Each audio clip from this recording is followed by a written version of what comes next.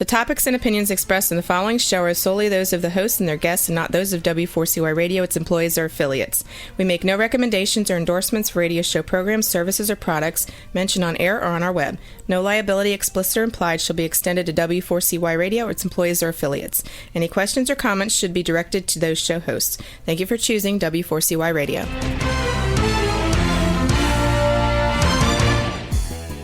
Welcome back, everyone, to the Geeks, Geezers, and Googlization Show, the home of Googlization Nation, where we talk with HR and business thought leaders about the crazy shift going on in the world of business, technology, and HR.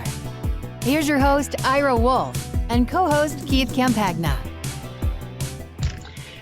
Hey, this is Ira Wolf, and I've got Keith in the studio today. Yeah. So, yeah, right by me for a change. We've got so much to talk about, and we've got a great guest here. We're on the Geeks Geezers and Googlization show. We've got Matt Charney. He is Chief Content Officer at Allegis Global Solutions and Executive Editor at Recruiting Daily. Matt has been one of my favorite sources for headline news when it comes to recruitment, HR, technology.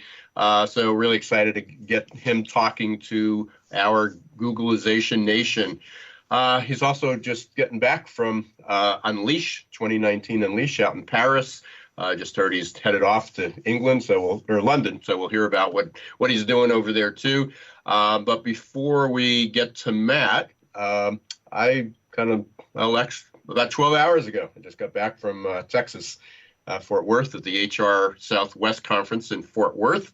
It's cold out there today. Yeah. Yeah. So, yeah. HR Southwest is one of the largest HR conferences in the U.S. It's sort of right behind the HR National SHRM, the annual SHRM, and then Talent, and I think it's the third or fourth largest one. So. When you went out there, how did it stack up in terms of the audience? Because I know that when you were at I think it was the SHRM in Vegas, that you had like a standing room only 7:30.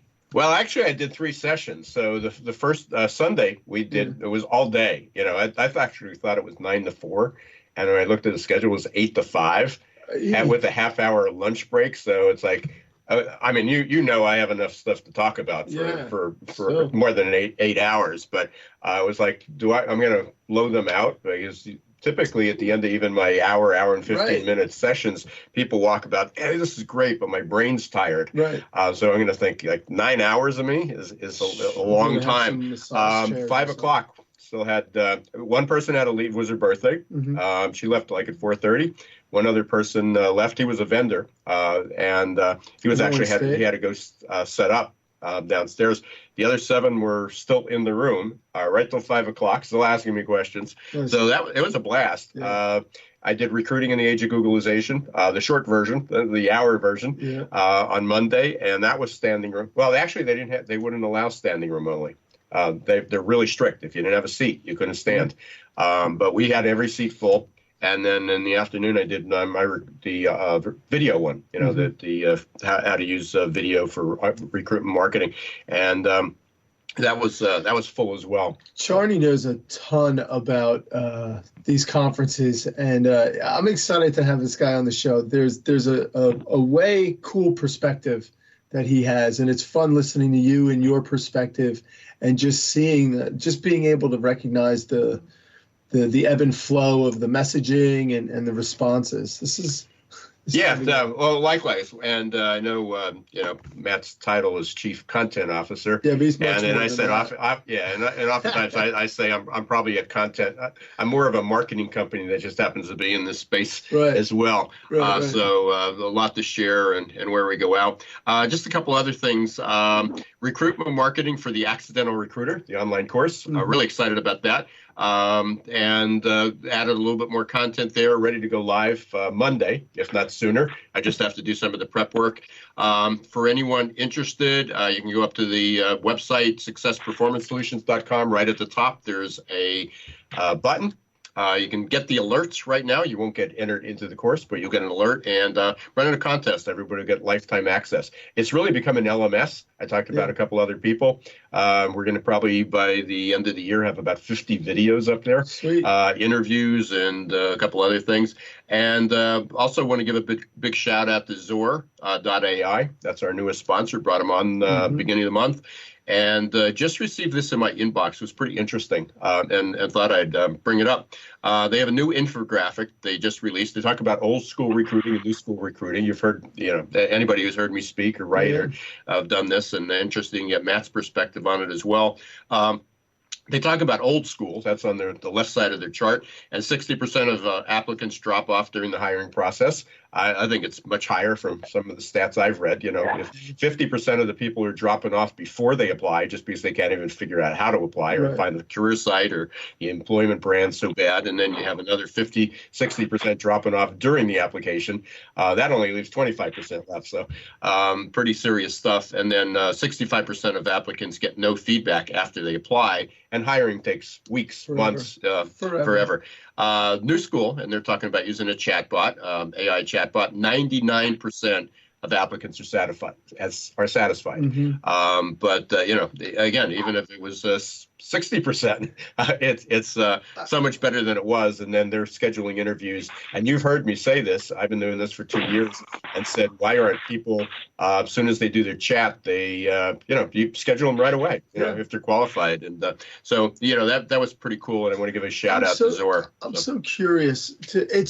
I love having Zor. They're a perfect sponsor for the show because.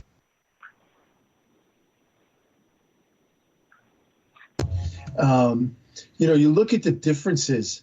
That's day and night.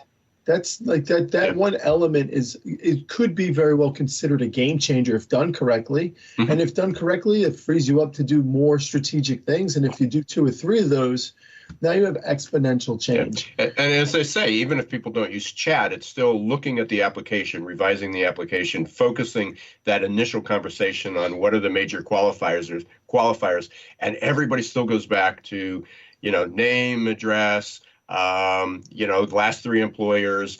You got people like Matt's a young guy. You're younger than me, but you got people in their 50s. Are you saying I'm not a young guy? You're older than Matt. What's happening? But, hey, you're a Gen X. Hey, so we get into you hear people in their 40s, 50s are applying. So even you're out of school for what 2 decades. Yeah. And the standard is, where did you graduate high school? What was the year? What was this principal's name? What was the address? What's his phone number? And the school might even be torn down by now. Let's bring Matt in here because I want to get his perspective. A thought just occurred. Matt, welcome to the show, pal. You there? Yeah, I am. Can you hear me? Yeah, hear you just fine. So we're talking about all this stuff, right? The difference between the future and the past, or maybe even the present. Well, I've been out of the game because I split up with JobVite at the end of May or the beginning of May. How do you see the HR world receiving all of this technology? I've kind of lost my sight on it, so I'm curious. Are people paying attention, or are they still chasing their tail? I mean, yeah, they're paying attention a little bit too closely, I think. So yeah, I think that HR is, generally tends to have an inferiority complex.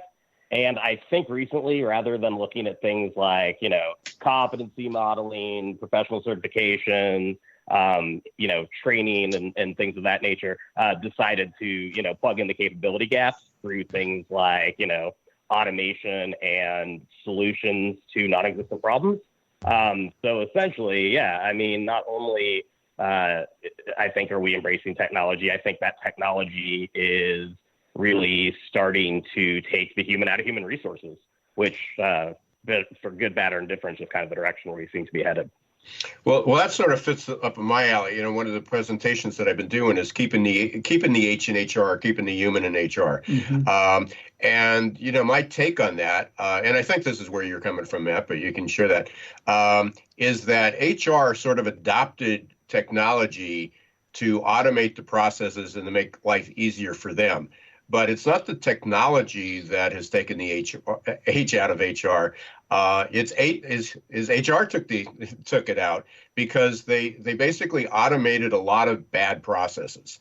And I love Tim Sackett's quote, and it was about that if your talent acquisition sucks, HR technology will just make it suck faster. Right, which is I don't believe Tim originally coined that, but we'll give him credit. Yeah, I saw it. I saw it come across it the other day. Yeah, I actually, he's the new Mark Twain. Just every quote. Yeah, he's pretty prolific. So what have you been up to, Matt? I saw you at HR Tech. It's great meeting. You did. Great hanging out. What have you been doing since? What's got you moving around and excited about getting to work? Yeah, so I guess since I saw you there, now I'm trying to kind of do my mental timeline. Yeah, I think I've only done 2 other conferences, one of which obviously, was Unleash in Paris last week. Right. And so you say, what kind of is getting me excited these days? Unfortunately, the answer is that no matter where you go in the world, there are HR professionals spending money on technology, and technology vendors either are the same or are the exact equivalent to a North American institution or European institution. So it's interesting to just see, markets repeating themselves all around the world. So Very unexciting. So tell us a little bit. I actually know none of this outside of what you just described in terms of your reporting. You're the content director for AGS, right? Well, maybe just do a little background on what you're doing. Yeah, what do you actually do? Yeah, that's a really good question, and one that I know. Right? Hell if I know. And we're gonna have Craig Fish is gonna be on the show in a few weeks, so we'll fact find. We'll double check. So. So yes, people still ask me what do I really do on a day-to-day basis, and I go, I don't know. Yeah. So my job honestly consists of, bylining a lot of content, ghostwriting, a lot of stuff, putting out things very exciting like case studies, press releases, and other fascinating content. But my primary focus is actually looking at the market and looking at both emerging technologies as well as kind of trends in talent acquisition that are either, going to impact, our customers and clients or, potentially could help our business, and kind of bringing those outside learnings back into the organization. So, that's a lot of what I do. I'm just a big geek to use, I'm not a geezer, unfortunately, but I am a geek. And, I just love kind of the startup side of the house. And that's really, I think, led to this interesting kind of nexus of, wow, I got stuck in recruiting because, I'm not only an accidental recruiter, I didn't know that there was another kind of recruiter, to be honest with you. But, I've always been kind of, interested in the tech side. And now that those two worlds have obviously come together, it's an interesting position just in terms of what I'm able to see, I guess, on the recruiting side, and then looking out to the consumer tech side and realizing that HR is just reinventing the wheel and paying more for it.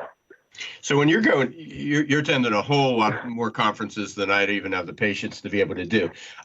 So when you're out there, I mean, you basically said, so, you've been in all around the world, but you just came back from Unleash and then you were at HR Tech. What would you be looking for? I mean, what would you go out there to say, wow, that was spectacular. That was different. What are you hoping to see at these conferences that's going to turn you on rather than saying same old stuff? So I think that I have 2 answers to that. One is there are a few people within the HR profession, and obviously, Keith, I know that you're not an HR professional, but we'll put you in this category. People who I would say are actually, have an open mind, are driving the profession forward. And for lack of a better word, even though I am, a writer, they're chill, right? So being able to make connections with practitioners, being able to talk to them and actually understand like what's on their mind and kind of what they're doing at the organization, not in the context of a case study, but, over a beer or whatever. It's really good to hear some of those frontline stories. So definitely I put a lot of premium in meeting people, and the audiences for these shows very rarely overlap, although the speakers do. So, I'm lucky in that. On the other side, I spend a lot of my time, like I said, looking at technology. It's very hard to get me excited about a technology, but when I look at those, I get excited by one of 2 things. Either it is a actual like new solution that's not a Me Too play, right? And it is actually solving an existing problem, or one that focuses on enhancing and augmenting processes instead of like replacing them or adding barriers like video interviewing, for example. So let's go back to the first part. You said that you're looking for some stories. You listen to some of the speakers, whether it's over a beer or whether they're on stage. What are some of the more recent ones that got you excited? Some of what were people sharing that got you, enthused and said it was worthwhile for you to be there? Yeah, anything shock you? Yeah, I have to say the fact that we're still talking about candidate experience is shocking to me. That and diversity are always the like 1 and 2 most talked about topics at any of these events. And candidate experience in particular seems like it was born out of record high unemployment and the recession. And now we've gotten to this weird point where the same vendors who actually created the problem are now offering solutions to solve it. And it's not a product or technology enabled, solution. It's a mindset really, which is like to be good to people. So that's, I think my biggest surprise is like, we're talking about this 10 years later. I would say the other thing that it's not exciting, but it's good and refreshing a little bit for me, because I'm always seen as being a little bit contrarian. If you want to be, political, a troll if you're not. A lot of what I've talked about for a really long period of time is actually kind of entering mainstream thought. And that is this pushback on the high tech stuff and more of a focus on how do we make the people behind our people function better, which is exactly where I think the focus should be. So I am seeing a shift away from what, shiny object can I put my budget towards to, okay, how do I make, the best function possible to support hiring at this business?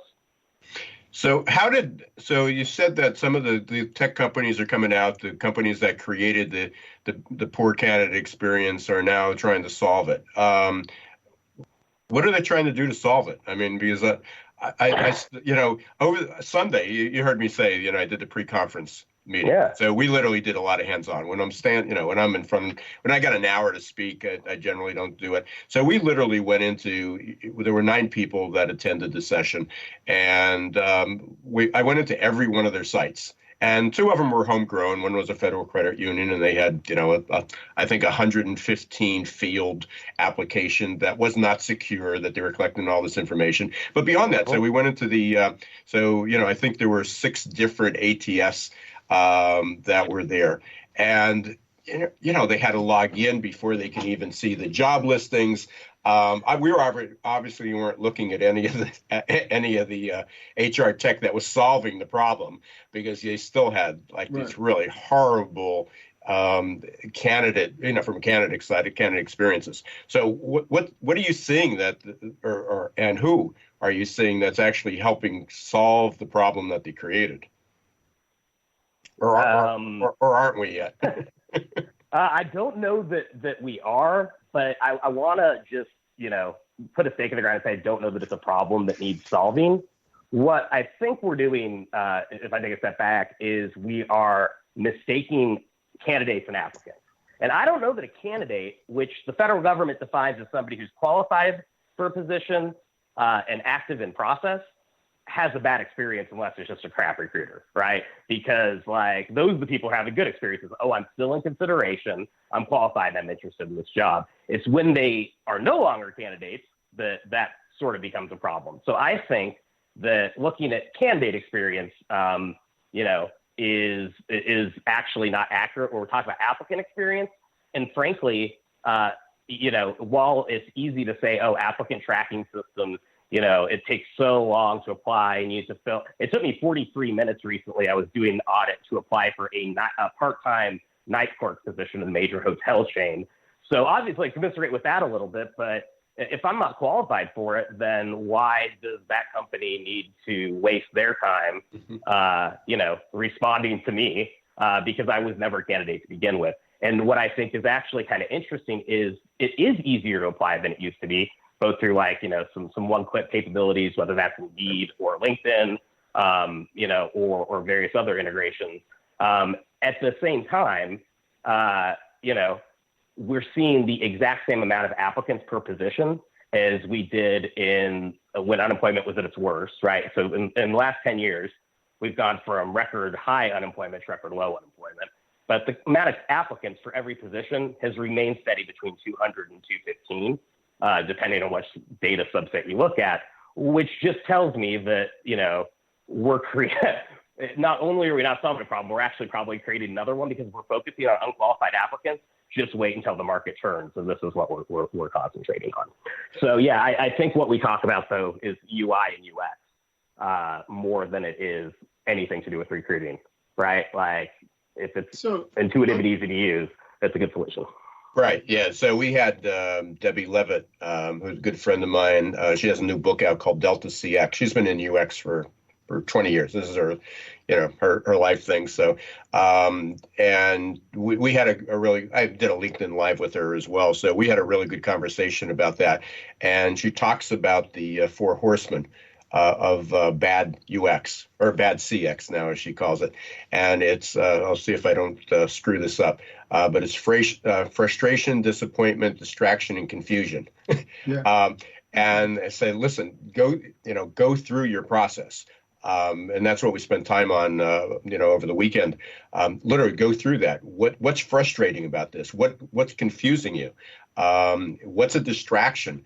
And so, as you said, Matt, it's the UI and UX, part of this that is just not changed. And I'm not certainly. I mentioned Zor. Initially, there's a lot of chatbots that are out there. As I tell most of the people I speak to, even if you don't want to use a chatbot, even if you don't want to invest in it, the principle of the chatbot, I think, is what you just suggested, is that what are the 4 or 5 core questions that somebody should ask? Who cares where they live, what the address of the last employer was, if they're not over 18 years old, if they're not licensed in the state of Maryland or Pennsylvania or Texas? It really doesn't matter. Why do you have to collect all that information and, basically put somebody through, kind of the test when you can ask 2 or 3 questions and they just don't qualify? Yeah. And I think, chatbots are really interesting to me because, as an automated tool, there's a lot of potential and promise, but I just see it as being, an automated telephone operator. Eventually, once everyone, subscribes, ultimately you just want to press 0 and talk to a human, get really pissed when you can't. And I just see that as being analog. It's going to be coming once we get tired of that. So ultimately, like I said. Yeah, I agree with you, and I know Keith's got a question here, but I absolutely agree with you. But I think what it's important is people say, oh yeah, I hate talking to chatbots. I think it's the process. I think, as I said, even if you don't use the chatbot, think what you would have to ask in a chatbot to have that conversation, and then make that the human process. Really kind of focus on that. What's the logic why over 70 years are you still starting out an application with the first name and the last name? Because the first thing that does is introduces bias into your whole process. You don't need that to qualify somebody. You don't need somebody's name, address. What you need is, hey, you're qualified. Right. And Matt, here's where I'm curious about listening to you talk now. What do you think is keeping, do you think the process is a good process today? Or do you think that there's a certain element outside of the tech? Is it the state of the human resource professional? What do you think is keeping progress from being had? On the business side or the tech side? It could be, I don't know, on the tech side. Go with the tech side for now. Okay, sure. So, what's keeping any real progress from being made is the fact that we've invested, I think the number is $140 billion annually, in talent acquisition. About half of that generally right now seems to be spent on technology, at least according to Deloitte's research. And so you look at that huge amount of spend and the fact that, in Q4 alone last year, $4 billion of VC was invested in new HR technology companies in one quarter. That's ridiculous. So you have all of these new players and solutions popping up, But ultimately, when you look at 10 years ago to today, the billions and billions of dollars we've spent, the market share for applicant tracking systems looks identical.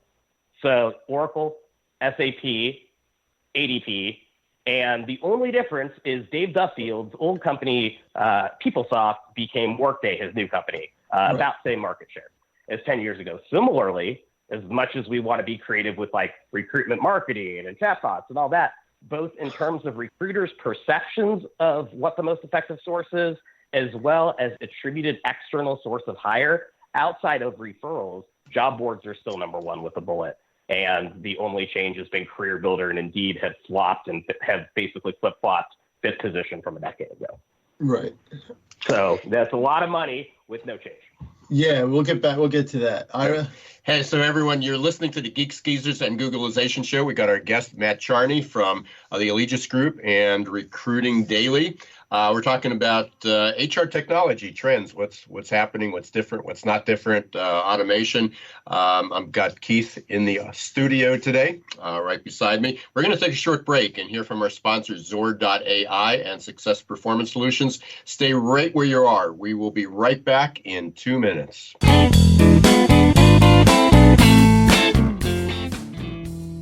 Imagine how your company would grow if your candidate experience earned a 99% approval rating. Well, to get to 99%, you need the three best letters in recruitment technology, XOR. Zor's text bots, chat bots, and audio bots increased IKEA's candidate conversion rate 455%. Zor decreases candidate drop-off rates, improves your candidate experience, and collects analytics for future strategies. To learn more, check out Zor.ai. That's XOR.ai.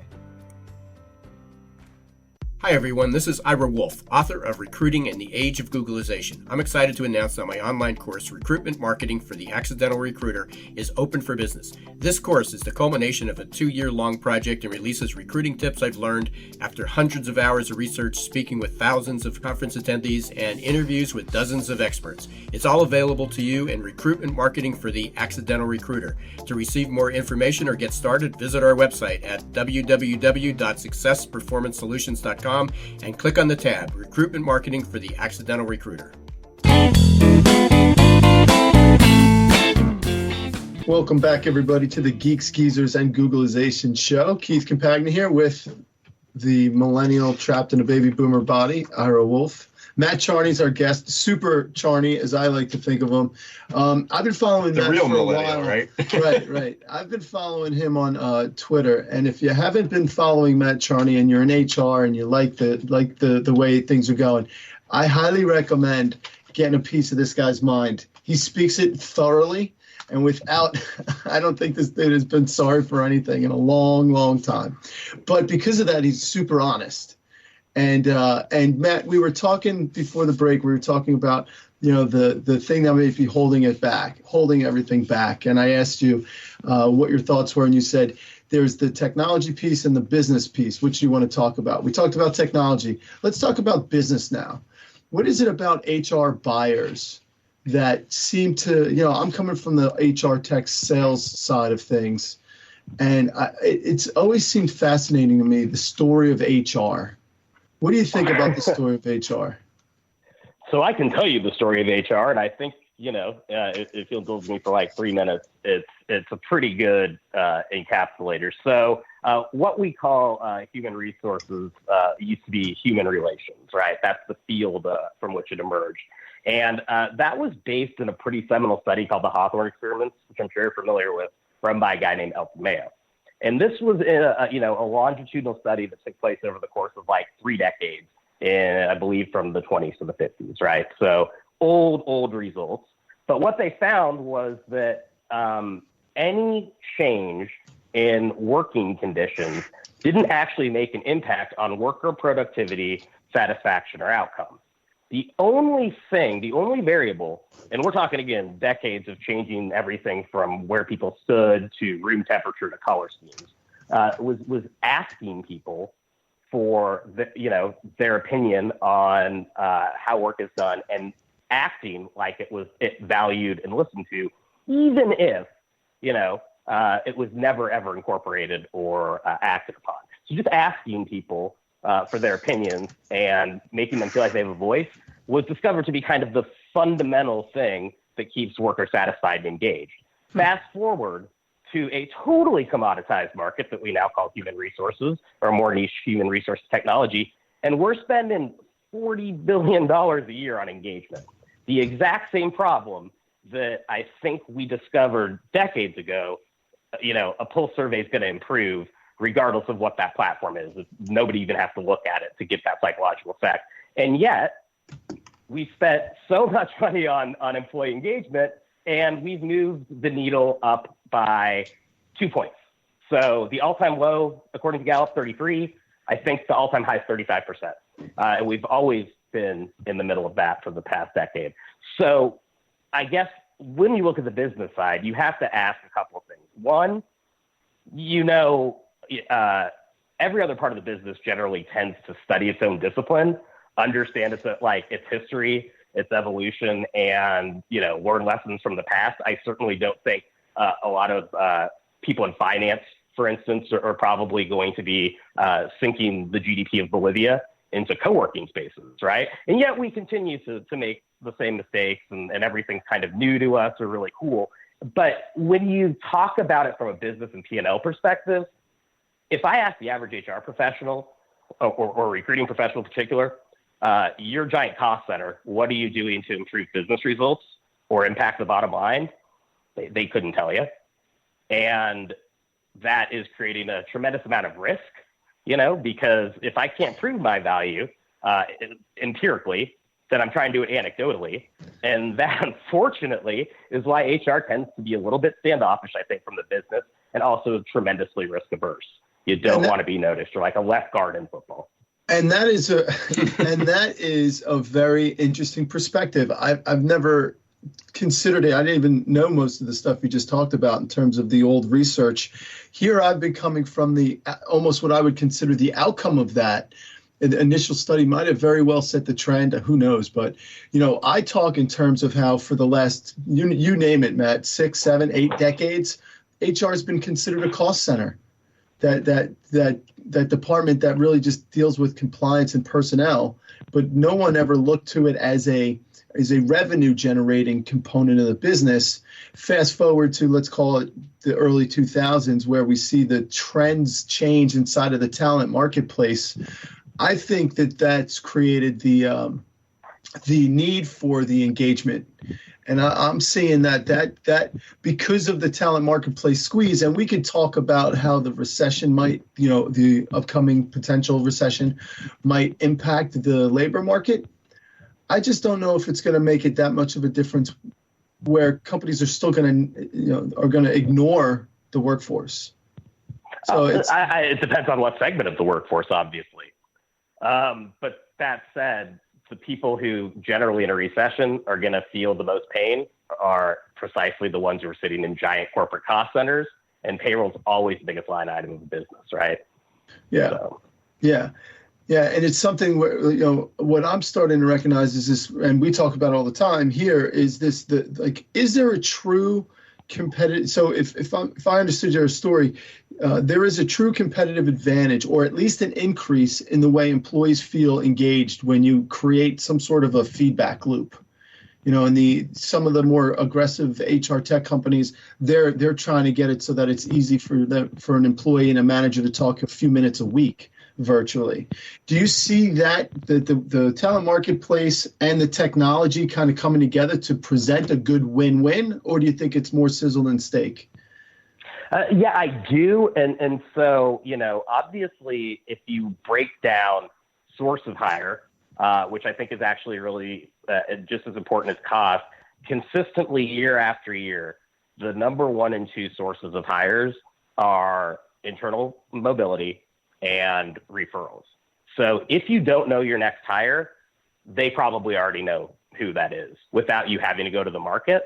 And so obviously you've seen this, an explosion of things like matching technologies or, tools that are kind of designed to look inside an organization as much as from outside. And that's statistically what we should be doing instead of sourcing more candidates into our pipeline, because, your employees are the cheapest people to retain And no matter who they are, losing them generally costs more than, giving them another opportunity within the organization. So obviously you got 60,000 employees. Legis is a fairly large group. What role? I mean, and every conference you see this. Everybody says we're AI assisted. We're driven by AI. How important AI is.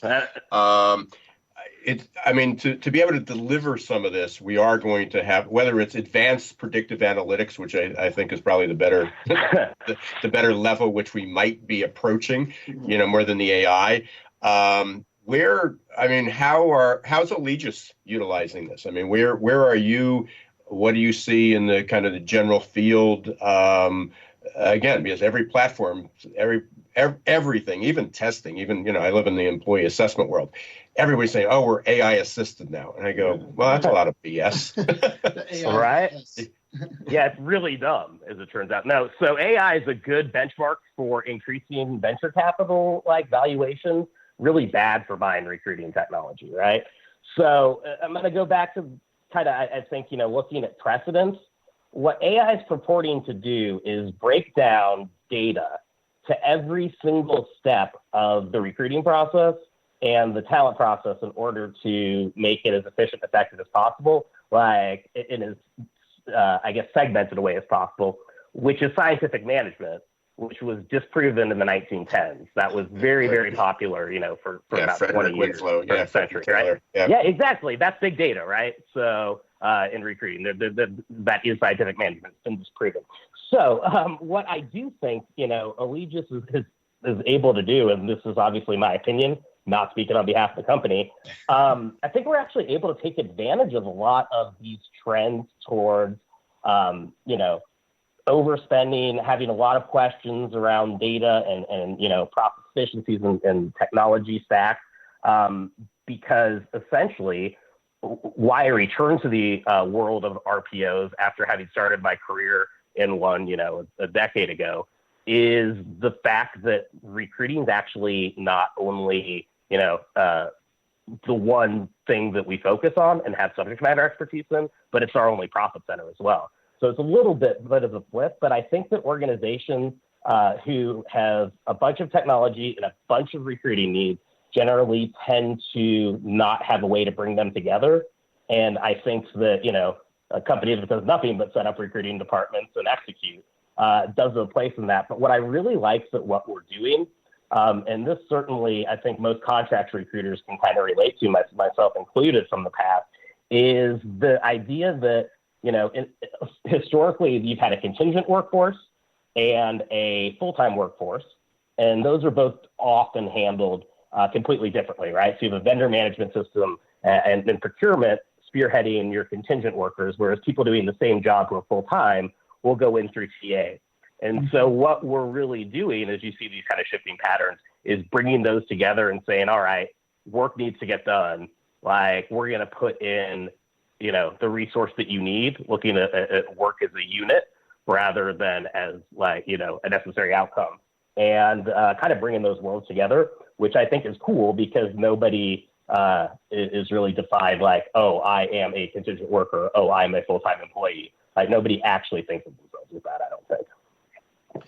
So what's the biggest threat that you see? What the biggest disruptor? I mean, coming down the pike, and I'm not sure AI, I guess could be a disruptor, and it also could be the solution, as is technology. But what are some of the trends that you see? Whether, I don't know if you can even reveal this. It might be on the old SWOT analysis on the threat, to Allegis. But what are some of the threats that people should be concerned with that you see as the biggest disruptors out there?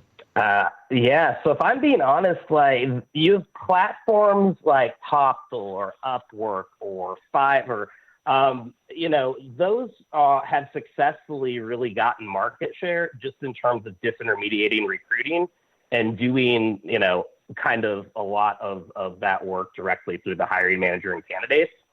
So I think that, coupled with the fact that obviously, as everyone knows, talent, the actual top talent, able to write their own tickets now, I think that people, are starting to realize they don't necessarily need recruiters to make hires. And that disintermediation to me is obviously a significant threat. I'll agree with that sentiment. They probably don't. And if you're looking for process efficiency, if you want an absolute streamlined Kaizen process, why do you have this giant gatekeeper, right?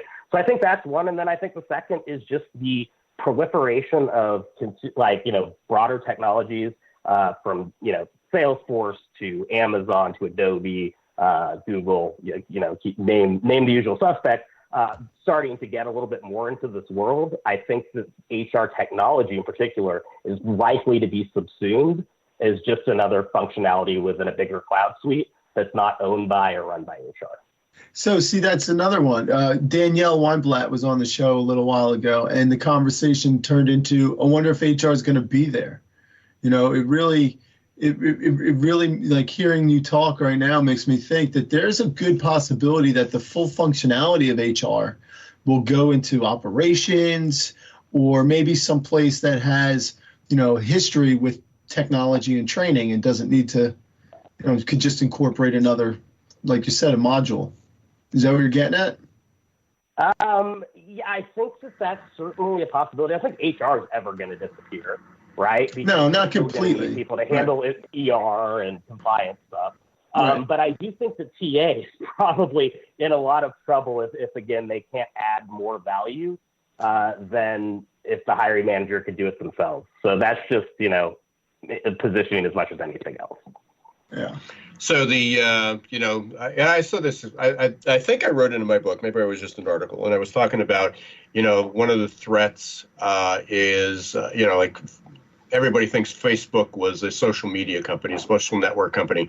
And I said, it's the data. I mean, even if they're not going to go out of existence because they have so much data that they can sell off to people for consumer behavior and understand that. And then, and similar to that Uber works, Uber, everybody thinks it's a ride sharing company, and now they're evolving into, they're looking for different ways to utilize their drivers.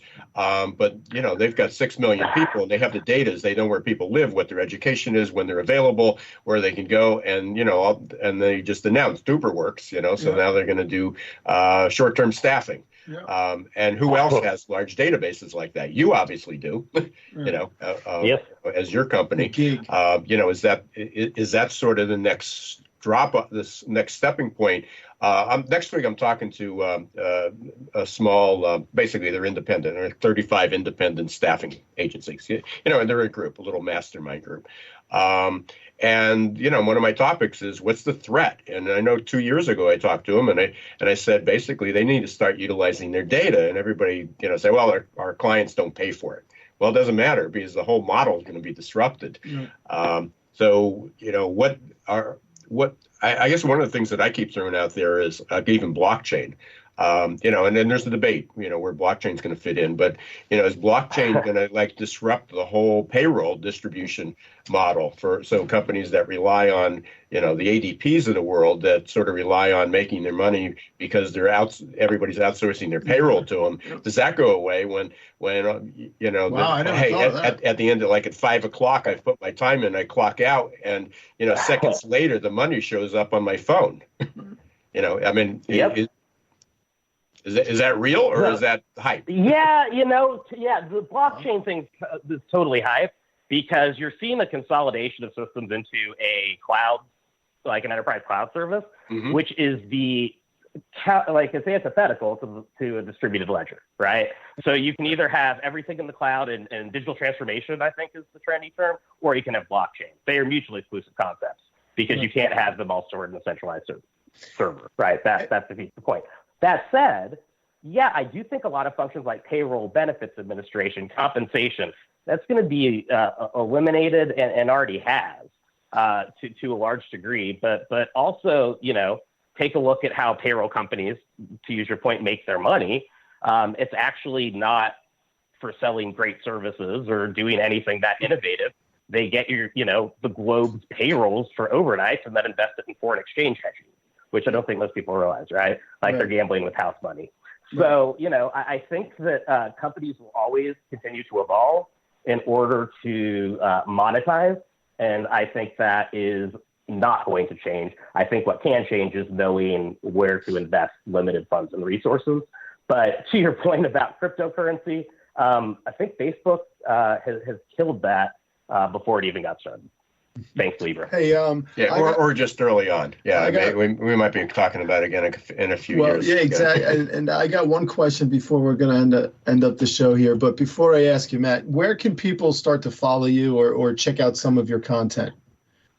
Yeah, so I would say at Matt Charney on Twitter, probably the best source. InsideTalent.org, is a content destination. I'm working with Craig on really beefing up right now. And then MattCharney.com, which I haven't updated for like 2 years, but somehow continues to make like lists. And, I've said everything I need to say, but, 10 years ago. So definitely would encourage people to check that out. And again, I love the content, dude. Keep doing your thing. Last question, maybe for the day is, and this is I got one too. This from me is, and I almost spoiled it for me. You come back. Let's say you come back on the show. That was my question. That was it, right? Yeah, I had to get it in here. Come back on the show in a year from now. What do you think we're talking about a year from now? How HR can get the seat at the table, the business case for diversity, and candidate experience. Oh, you have it. I don't know if that's in maybe that's good. That's good for us. I'll still be in business doing my shtick, and well, my presentations still work, and new book. That's an interesting point because I'm starting to see a little bit more, and it wasn't for today's show, but I'm seeing a lot more on the valuation side of what the human capital really is. There's I just found this out. There's a massive change going on right now with financial reporting, based off of that one line item that says not applicable because apparently people aren't the corporation. Right. And now that seems to be corporations are people, though. Correct. It's a wild ride, but now everything's changing. And now the question is, how do we validate and quantify and qualify the actual value of our human capital? That'll be interesting. Yeah, well, that's what people are buying the database. They're buying the people. Goodwill. Hey, Matt, it's been an absolute pleasure. Appreciate it. Knew this would go fast, and you didn't disappoint. Next year, we'll have to get you back on and talk about hopefully something different, but maybe just or you could just press replay and right? Make it easy. That's sad. Hopefully not. Hopefully we're all getting the message out. I know you're out there. A lot of other people are out there doing their shtick, but. Appreciate you taking the time today, bringing us up to speed. Conversation will continue, obviously, and hopefully we'll make a difference in the world. And thanks again. Yeah. Awesome. Thanks, guys. Appreciate the time. Yeah, buddy. Thank you. And thanks again to the sponsors, Success Performance Solution and Zor. I want to get that in. We are looking for one more, maybe two sponsors. Yeah, absolutely. So for the audience out there, reach out to me through LinkedIn. And it doesn't have to be HR Tech. It doesn't have to be. We obviously got a lot of people, so yep. And going from there. Just a couple of reminders. As I said, go up to Success Performance Solutions, look at the recruitment marketing for the accidental recruiter. Got a couple hundred people already ready to go into it. Sweet. Real exciting, and hopefully maybe we'll get Matt. Even as an interview, we're going to be putting all the podcasts in there and a couple other breakouts. Anything new in your life until next week? No, this is a little bit back to the grind with the ROI project. Since HR Tech, things have kind of blown up a bit. So yeah, good. Yeah. And anybody that's going to be down in Dover, Delaware on Monday. Or wants to go down there. We've got a nice conference going on for a couple days down there. I'll be speaking Monday afternoon, recruiting in the age of Googlization, and flying it down to San Antonio, talking about staffing, AI, transformation, other disruptors, things in the space. And then that's pretty much I'm off the conference schedule to the end of the year. But I got a ton of next Wednesday. Actually, when I'm down in San Antonio, I'm doing a webinar for Bright Talk again. Remember, I did a couple of them last time. Doing one on the curiosity code, breaking the curiosity. So no, actually, 2:30 Eastern time. If you check my LinkedIn, Twitter feeds, I'll have the information up there. They're free. And then there'll be a replay of that. But I'm going to be talking about breaking the curiosity code, so that will be fun. Any final words there, Keith? No, I think, again, thanks to Matt Charney for coming on. The guy's got a great perspective, a great attitude towards absolutely. it. I would say he certainly deserves the title of the snarkiest person in HR, but he comes with such deep intelligence, and he's got he's got the experience. So pretty obvious. So cool. Thanks again. So, hey, thanks again, Googlization Nation, all the listeners out there. We're always interested in hearing what's on your mind. Let us know how we're doing. If you're interested in being a guest or a speaker, just share your thoughts. You can connect with Keith or myself up on LinkedIn or Twitter. You can also go up to Geeks Geezers Googlization.com. All 50-some shows are up there live. We'll have this posted as well. Don't forget to join Googlization Nation. There's a button at the top of that page. Thanks again to Zor.ai and SPS, Success Performance Solutions. Join us next week's Wednesday, 1 p.m. Eastern Time, W4CY.com. You can listen to our podcast on Spotify, Apple, Google, iHeart, SoundCloud, Amazon, Alexa, Roku, you name it, we're there. Until next week, don't let the shift hit your plan.